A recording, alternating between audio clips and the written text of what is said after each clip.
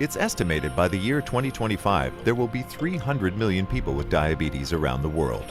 More troubling is that you can walk around with diabetes for years and not even know it. Yet, if left untreated, diabetes can lead to serious health problems.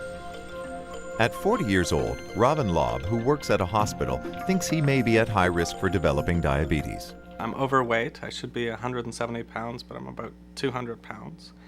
And my lifestyle, I don't do a lot of exercise, and there's a bit of a history of it in family history. What we'll do is we'll start by taking your blood pressure. Dr. Bernard Zinman is the director of the Leadership Sinai Center for Diabetes at Mount Sinai Hospital in Toronto. The general public thinks diabetes is actually a very mild condition. And, they're pills and there's insulin, and so diabetes is not a problem. And that's not true at all. Indeed, diabetes is a major risk factor for cardiovascular disease, stroke, blindness, kidney failure, and amputation. Robin Laub is participating in a prevention study at the Leadership Sinai Center for Diabetes in Toronto. The Canadian Normoglycemia Outcomes Evaluation, or CANOE study, develops a healthy life plan and monitors participants at high risk for diabetes.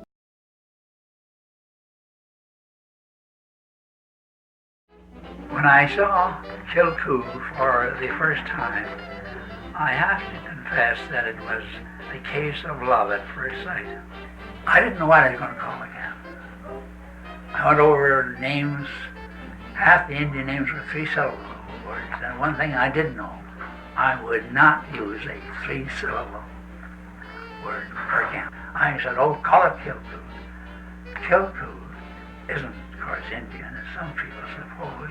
It's Irish, it's Paddy's Pig, and is the home at the Pruins in Ireland for 200 years. Cardboard sea, but it wouldn't be make-believe if you believed in me. As young as 8 years of age, he was saying, someday I'm going to be a CIT in a concert in this camp. Now, at the time he was 20, he was foolish enough to be saying, someday I expect to own this camp.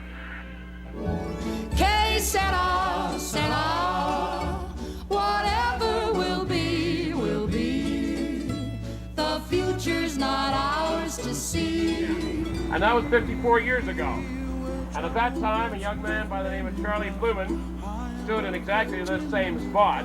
And 6 years later, a scrawny little pasty blonde kid named John Latimer started in Kilcoo. Latimer seemed to like the place. There were lots of things he could do well, like swimming and riflery, and there were other things in which he showed his real clumsy nature, like sailing and baseball and football. Sometimes the other kids congratulated him, and other times they just laughed at him, and they made fun of the stupid way he threw a ball.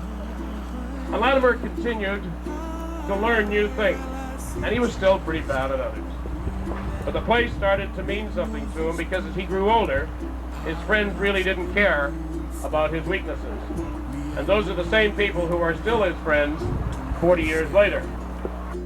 Indeed, I am very lucky. And I hope that someday you'll look back with your own friends and know that perhaps your closest friendships developed in Kilcoo. In your heart, and you never walk alone.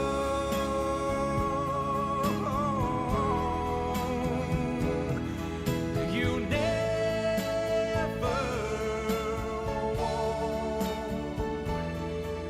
alone.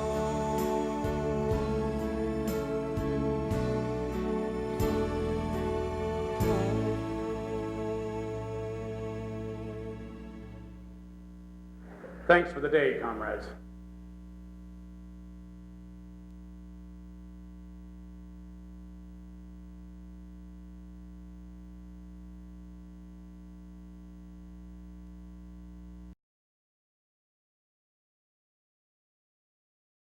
They were scared. For one moment, they imagined that their country is led by a person who is representative of a crime sector, and they were so scared.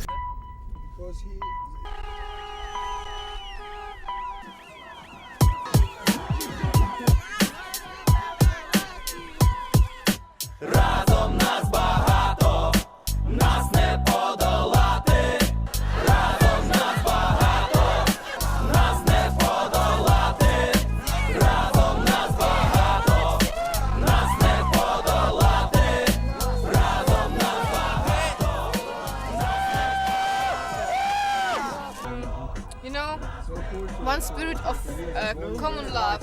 I love all these people. I don't know them, but it doesn't matter. I love them and I know that they love me. Поняття ні брехні.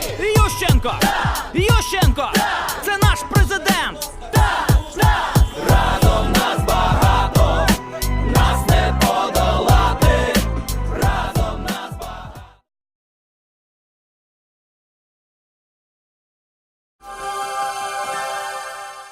Hockey pioneer Lester Patrick scored a cup-winning goal for the Montreal Wanderers in 1906.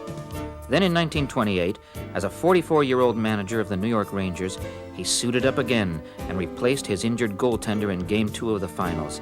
He allowed just one goal as the Rangers defeated the Montreal Maroons 2-1 in overtime. The Patricks have been called hockey's royal family. Lester, his brother Frank, sons Muzz and Lynn, and grandson Craig all have their names inscribed on the cup. In the late 40s, the Leafs became the first NHL team to win 3 consecutive Stanley Cup championships. They won again in 1951 on this overtime goal by Bill Barilko. Every game of the finals was decided in overtime. Barilko's goal has become a hockey legend.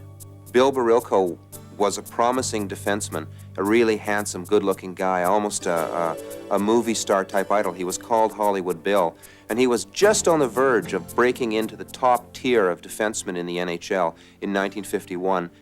That was Bill Barilko's last instant as an NHL player. Later that summer, he went off in a small airplane on a fishing trip into northern Ontario. The plane went down and he was never seen again. The body wasn't found for years.